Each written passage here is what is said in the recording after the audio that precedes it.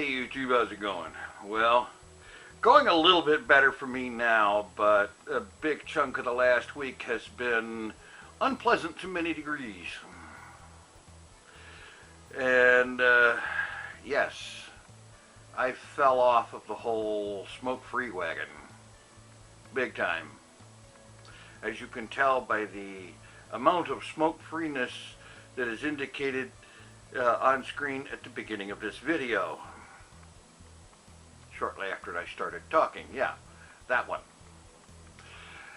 Well, all I can say is I'm giving it another go, and we'll see what happens. Anywho, in this time, one of the things that I was using to take my mind off of certain difficulties and unpleasantries and so on was a story that I found.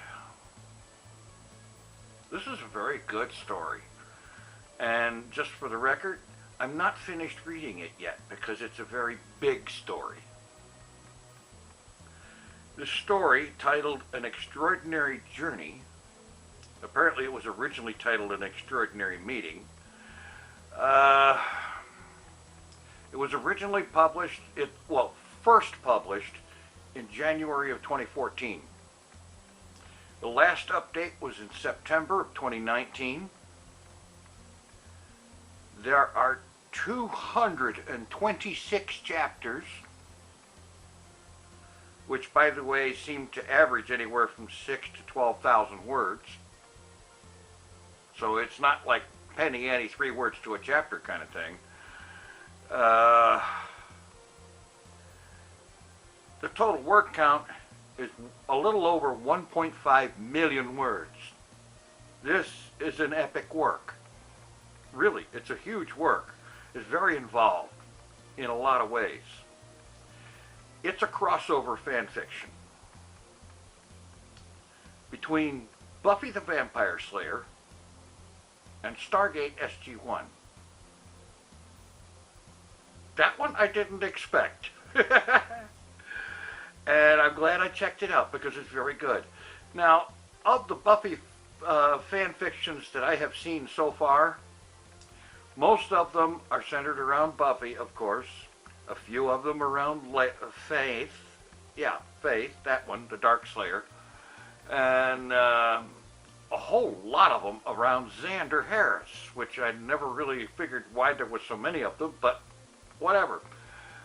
And this one is centered around Willow Rosenberg, the girl in the series that starts out being a geek type person, ends up being a witch type person, an extremely uber powerful witch that at one point goes kind of off the deep end and nearly destroys the world. Yeah. But, well, in this story, things go a little differently than that. There was a time in which, one time that she went a little out of control, did some things that hurt a bunch of people, and they were all of the Scoobies and everybody were all PO'd at her, told her to go home. And in the series, they got together the next day or the day after or whatever, and things worked out, and they were all friends again. In this situation, instead of that, while she was walking towards home, she ends up using her magic to make a wish, which is always a bad idea in Sunnydale. We do not use the W word. And as a result of her wish, she ends up landing on the table in the briefing room at Stargate Command while SG-1 and General Hammond is in there. Naturally, this raises a few questions. But to briefen a long story, just a teeny bit, she ends up going to the Air Force Academy and upon graduation becomes a member of SG-1 and has a number of adventures and a lot of crazy stuff going on.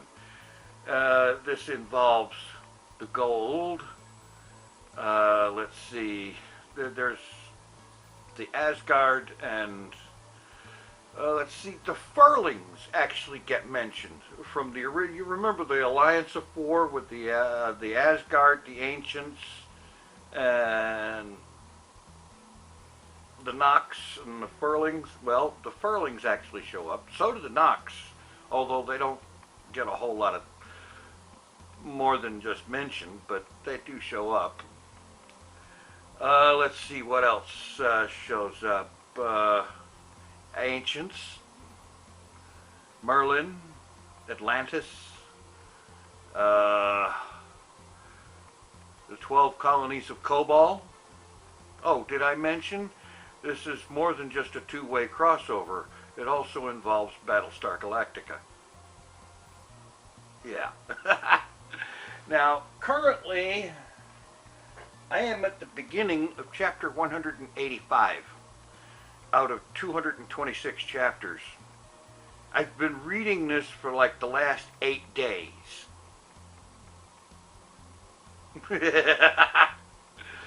It is epic as all get out, and I highly recommend it.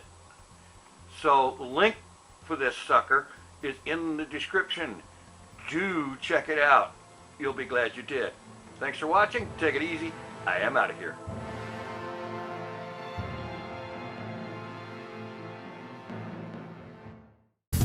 Mr. TinFoilChef.